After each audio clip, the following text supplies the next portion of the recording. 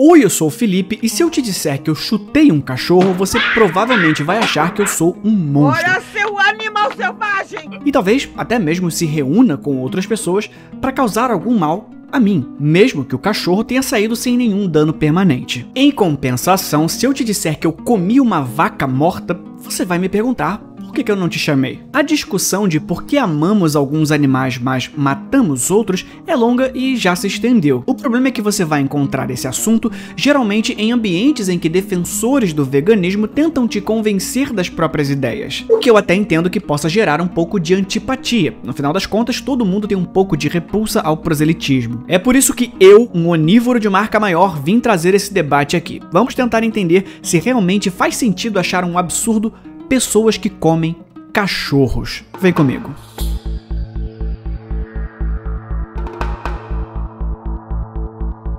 Eu não vou tentar me fazer de desconstruído aqui e defender um país por nada. Eles já passaram de todos os limites e tá na hora de alguém colocar um ponto final nessa indústria de comer carne de cachorro. Sim, eu tô falando da Suíça. Em algumas áreas rurais do país nórdico, você vai encontrar festividades de fim de ano que servem carnes de gato e de cachorro. As leis para o consumo de animais lá são bem frouxas e, basicamente, se dá para assar, dá pra comer. Carne humana ainda não pode, mas não se preocupa, tá? Já existe uma empresa lá que tá produzindo hambúrguer de carne humana vegano. É sério. Em 1979, um livro chamado Cozinha Não Mencionável já falava sobre uma receita típica da Suíça para fazer carne seca de cachorro. Já em 1993, houve uma petição com 6.000 assinaturas que não virou lei porque, no final das contas, os políticos decidiram que deveria caber a cada pessoa decidir o que é certo ou errado. Mas foi em 2014 que um grupo francês chamado SOS Chats Noirag, que eu com certeza pronunciei errado, chamou a atenção do mundo com os seus protestos. Eles reuniram cerca de 16.000 assinaturas em uma petição com o objetivo de pelo menos 50.000 para que fosse criada uma nova lei através de um plebiscito. O fundador do grupo, Tommy Tomek, afirma que cerca de 3% dos suíços comem secretamente carne de gato ou de cachorros. Tomek já tinha ajudado a conseguir proibir a venda de peles de gato na Suíça em 2013. A pele e o pelo do animal eram usados em medicina alternativa como um tratamento para reumatismo. Aqui no Brasil, pelo menos, a lei é um pouco mais clara. Não é crime comer carne de cachorro ou gato,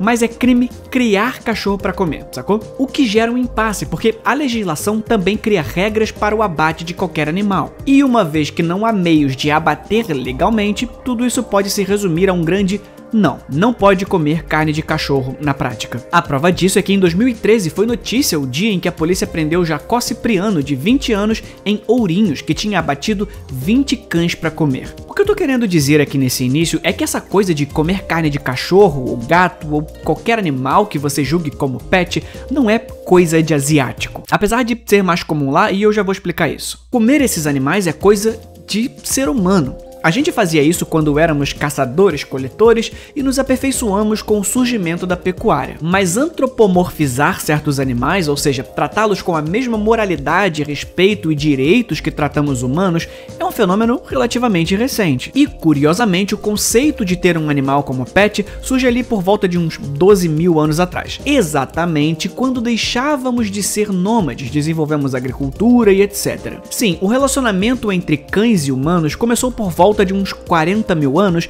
mas pet é uma coisa diferente. E isso vai ser importante para a gente chegar em alguma conclusão sobre ser errado ou não comer carne de cachorro. Historicamente, cães foram criados para alimentação em diversas culturas antigas, como os maias em Coelho, no Belize, há cerca de 3.000 anos. Os registros mostram que eles eram castrados, alimentados com milho e consumidos especialmente filhotes, considerados uma iguaria. Essa prática também ocorreu com os astecas e em outras culturas, incluindo os Sioux e os Cheyenne na América do Norte. Na Europa, há registros na Roma Antiga e na Irlanda de consumo de carne de cachorro, em contextos religiosos e mitológicos. Durante guerras e escassez, como nas guerras mundiais, o consumo também foi documentado. Mesmo em tempos modernos, como na Polinésia, o consumo persistiu até ser recentemente regulamentado. Mas não dá para fugir do óbvio. É claro que nada se compara à China e o seu festival de carne canina. O que, estranhamente, não é como você imagina. Parece até que eu tô fazendo uma poesia. Então, vamos falar da atrocidade que é o Festival de Yulin.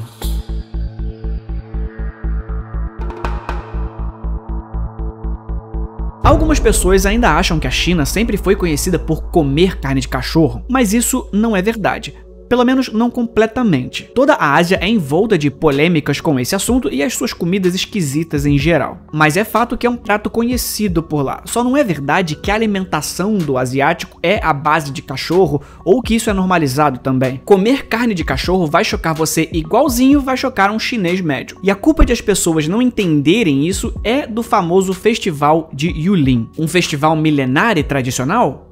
Não, um festival criado em 2009 para atrair turista bobo. Ao contrário da crença popular, a prática de comer carne de cachorro não é uma tradição chinesa. Evidências arqueológicas sugerem que os cães fazem parte dos lares chineses há pelo menos uns 7.000 anos. Historicamente, os cães foram mantidos principalmente para auxiliar na caça e como guardas leais, e não como fonte primária de alimento. Segundo a mitologia chinesa, o governante Fu Xi, que supostamente criou a escrita, a pescaria e a caça, foi responsável por domesticar os 6 principais animais selvagens que os chineses conviviam, incluindo o cachorro. E já em uma de suas narrativas fundadoras, o herói mítico deixa claro que cães não deveriam servir de alimento, mas de companheiros. Eles auxiliariam na agricultura e pecuária. Essa visão passou a ser reforçada durante as dinastias Tang e Song, principalmente, à medida que a disponibilidade de outras carnes aumentava e as histórias de cães leais e os ensinamentos budistas sobre a reencarnação ganhavam ainda mais destaque. Pois era muito mais complexo do que não pode comer cachorro porque é fofinho. Os mongóis, que controlaram parte da China no século XIII, eram tradicionalmente nômades e valorizavam os cães como guardas e companheiros. Já para a etnia Manchu, seu imperador Nurhaci, que foi responsável por unificar as tribos da região, tinha sido salvo por um cachorro, o que gerou um tabu em comer a carne do animal. Avance todo esse histórico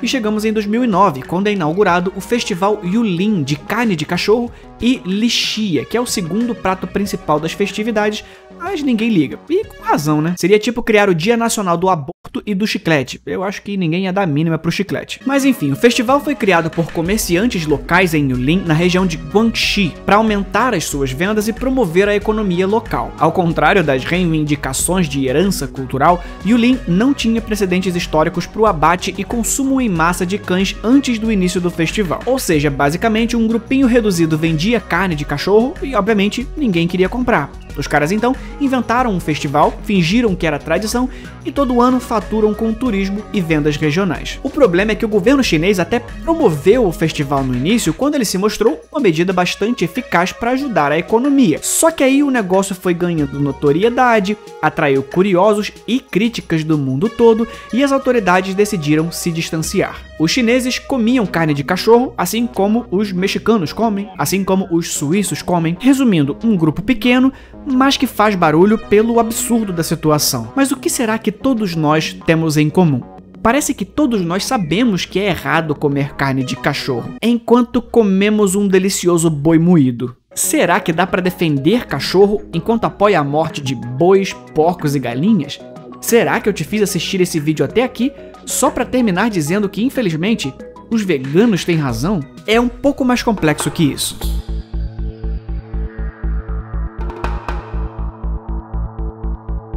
Nós, a espécie humana, temos a tendência em aceitar o consumo de carne de outros animais, que não cães, por causa da forma como percebemos a identidade. Sim, essa é a pegadinha. Esse é mais um vídeo sobre a consciência. Os cães são vistos como seres com identidades individuais, assim como nós, enquanto o boi, ou a galinha, ou o carneiro, ou o peixe são frequentemente vistos como grupos, ou espécies sem reconhecimento individual. Isso aqui é um boi, e só um boi.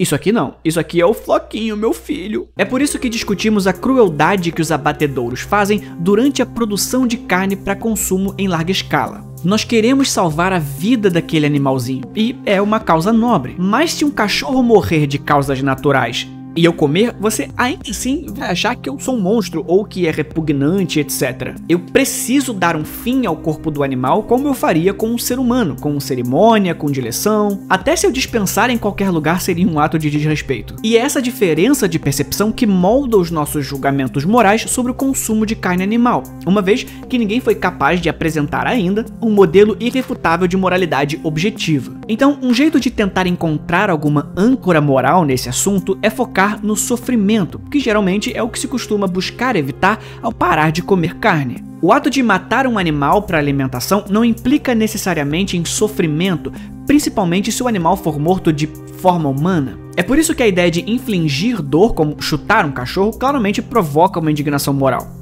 Porque a percepção é de que o ato foi sem objetivo. Na balança moral não se teve o benefício de se alimentar. O malefício da agressão salta aos olhos. Porque se parar para analisar, a maior parte de nós é utilitarista. Nós tratamos o bem e o mal de forma matemática. Há um tempo atrás havia vários vídeos desses abatedouros ilegais onde os animais eram praticamente torturados antes de serem mortos. O mais carnívoro dos carnívoros ficaria revoltado. O contraste aqui reside na nossa resposta emocional à dor e ao sofrimento infligidos a seres que percebemos como tendo identidades individuais. É por isso que tem gente que ainda jura de pé junto que lagosta não sente dor quando é cozinhada viva, só porque o animal não tem capacidades físicas de demonstrar sofrimento como tradicionalmente conhecemos. Só que mais do que isso, os milhares de anos criando esse vínculo com alguns animais domésticos fez com que a gente antropomorfizasse alguns deles. Violar esse vínculo, por exemplo, tratando-o como alimento, parece moralmente errado, diferentemente das vacas que são geralmente vistas como propriedade para a produção de alimentos,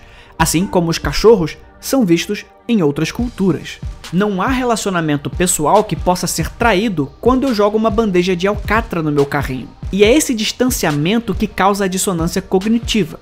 O nosso cérebro não consegue construir o seu código moral baseado no que é, apenas no que parece. E me parece que um cachorro é muito mais próximo de um humano do que uma vaca. Mesmo que eu não tenha acesso à identidade subjetiva de nenhum dos dois e não possa saber como é sentir o que eles sentem. E a nossa biologia foi desenvolvida para criar essa resposta psicológica de proteção contra danos causados aos outros dentro da nossa comunidade. É por isso que nas zonas rurais da Índia, por exemplo, a situação se inverte. O gado é peça fundamental da religião hindu. Então, os vira-latas de rua são um incômodo e você não vai ver um fazendeiro com modos para repelir os animais. Em compensação, encoste numa vaca para ver o que te acontece. Comer carne de vaca nessas regiões gera a mesma repulsa de quando nós vemos cachorro sendo comido na China. E alguns filósofos têm críticas interessantes sobre essa visão antropocêntrica da moralidade que aplicamos a uns animais e não a outros. Porque essa abordagem leva a distinções irracionais e contraditórias na forma como a gente trata eles. Joan Dunayer, uma famosa defensora dos direitos dos animais, inclusive diz que se preocupar mais com a extinção de espécies do que com o sofrimento individual dos animais é uma demonstração de que a gente está muito atrasado filosoficamente. Se respeitássemos cada animal individualmente, como fazemos com pets ou até mesmo com outros seres humanos, cada morte seria vista como uma tragédia. E, em vez disso, os animais são frequentemente vistos como recursos, valorizados pelo que nos fornecem. Então, a extinção de uma espécie é lamentada pela perda da sua utilidade ou valor estético, e não pela perda de vidas individuais. Seria como achar triste que um ruivo foi morto, não porque é crueldade matar uma pessoa, mas porque os pelinhos vermelhos são tão bonitinhos. O impacto não está no ruivo, mas no que eu sinto em relação ao ruivo. Será que você defende os animais mesmo? O braço da filosofia que vai discutir a moralidade de comer carne se baseia frequentemente na ideia de que os animais não têm o mesmo estatuto moral que os humanos. Por exemplo, Kant sugere que os animais não são como pessoas e, portanto, não podem possuir direitos ou valores inerentes. É toda aquela história dos autômatos que eu citei no vídeo passado sobre direitos dos animais. Ele vai aparecer numa janelinha no final desse vídeo. Então, qualquer dever que nós temos em relação aos animais são vistos como deveres indiretos para com a humanidade. A nossa preocupação raramente é com o indivíduo e a sua experiência subjetiva, apesar de não existir nenhum bom argumento que indique que a maior parte dos mamíferos não tem. Esse ponto de vista apoia a ideia de que comer carne não é inerentemente imoral, se os animais não forem considerados pacientes morais, ou se comer carne for considerado necessário para a sobrevivência humana. No final das contas, a gente tá preso para sempre nesse dilema. Eu até vou concordar que alguns veganos realmente são insuportáveis na forma que escolheram a sua militância, mas o nosso argumento enquanto comedores de carne se resume a piadocas sobre veganos serem insuportáveis. Moralmente, eles estão certos. Comer cachorro pode até ser errado. O problema é que, se for, é pelo mesmo motivo que comer vaca também é, que a gente possa encontrar formas mais sustentáveis do futuro. Esse foi o vídeo de hoje A gente se vê na próxima. Fui.